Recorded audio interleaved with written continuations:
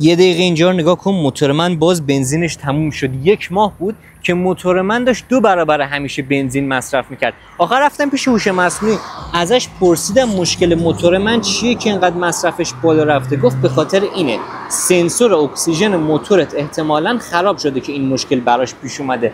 رفتم داخل دیجیکالا، دیدم هر یه دونه این فسخلی 2 میلیون تومنه. منم از اونجایی که واردات از چین بلد بودم یه ایده به سرم زد. رفتم داخل برنامه علی بابا، عکس محصول براش فرستادم. اونم لیست بهترین کارخونه‌ها و تامین کننده‌های داخل چین رو برام آورد که این محصول رو موجود دارن. یه تامین کننده پیدا کردم که قیمت هر یه دونه‌شو میداد $10، یعنی 800,000 تومان. باهاش صحبت کردم، بهش گفتم من از محصول شما 21 عدد نیاز دارم. خلاصه $1 هم ازش تخفیف گرفتم و افتاد 700 خورده‌ای. گفتم سری برام فاکتور کنه و پولشو پرداخت کردم. 6 هفته بعد محصول دستم رسید. با کرایه حملش از چین تا ایران در بخونم افتاد کلا 1,200,000 هر یه دونش. 21 بود، یکیشو برای خودم برداشتم، 20 دیگه‌ش هم بردم از این لوازم موتوریا و چون قیمتی که من بهش دادم پایینتر از قیمت حتی شرکت تهران بود، همشو به خودش فروختم. یعنی من با خرید یه دونه سنسور اکسیژن برای خودم 16 میلیون این وسط سود کردم. واردات اونقدری که فکر می‌کنی سخت نیست و میتونی حتی با یه کارتون انقدی شروع کنی.